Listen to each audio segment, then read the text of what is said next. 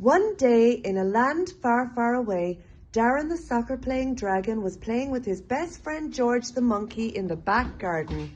George the monkey was playing in goals. Darren was very, very good at playing soccer, and he loved it more than anything.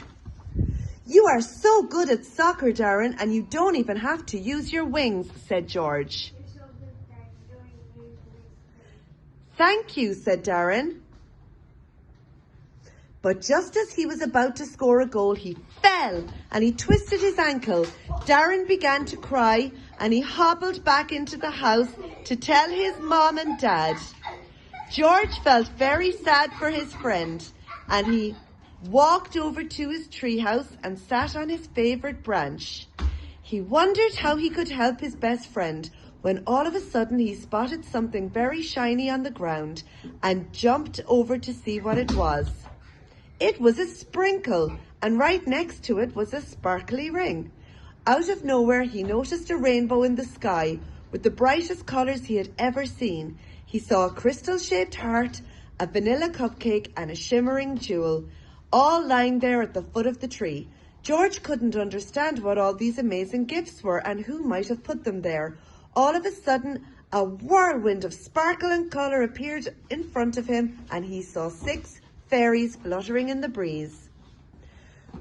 "Why have you summoned us from Crystal Paradise?" asked Heart the fairy. "I don't know that I had," said George, scratching his head. "Then it is a sign that you need our help," said Sparkle. George couldn't understand what the fairy meant. He wondered what he might need from these magical creatures. Then he realised that the fairies must have appeared so that they could help his best friend Darren, who had hurt his leg playing soccer.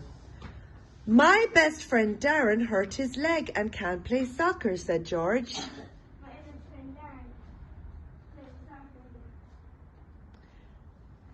"He's going to miss the trials and be so disappointed."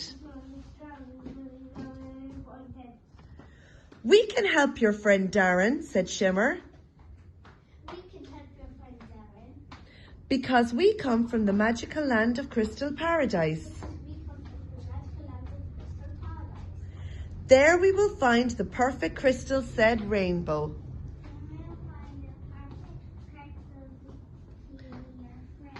"Indeed, we have thousands of magical crystals with healing powers there," said Sparkle. "Fairies, we must return home and get to work," said Heart. The fairies spun around super fast and off they flew back to Crystal Paradise. Back home, the fairies got to work just like they promised George. They flew from place to place searching for crystals big and small. They really wanted to help Darren the dragon. Crystal Paradise was a beautiful land with shimmering blue rivers and rainbows that filled the skies. There were snow-capped mountains and valleys filled with all sorts of flowers. But the fairies could not find the right crystal to help their friends. "How about this blue one?" said Cupcake. "Or maybe this pretty purple one," said Shimmer. How about this pretty purple one?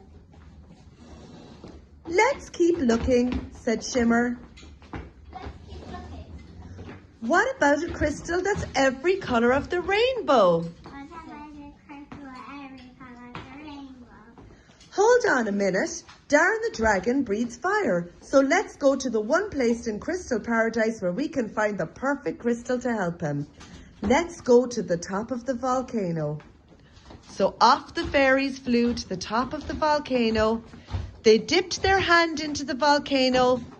They pulled out the magical crystal and they put it into their satchels and flew back to the forest to George the monkey.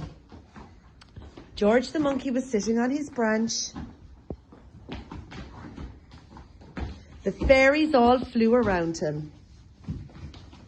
They all cried out, "George, Darren, where are you?" George, Darren, where are you? And again, even louder.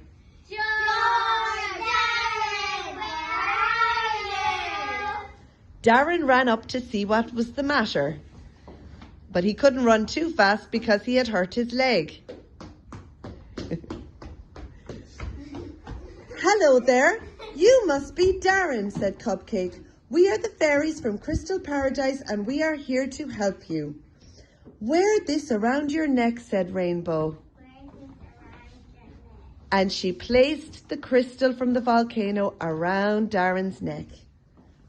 "And here's a special one for you too, George," said Sprinkles. And here's one for you too, George. And she placed it around his neck.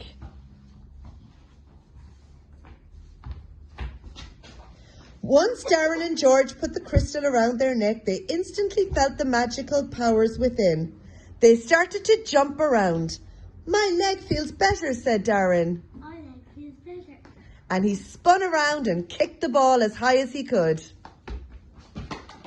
"And I'm a fire-breathing monkey."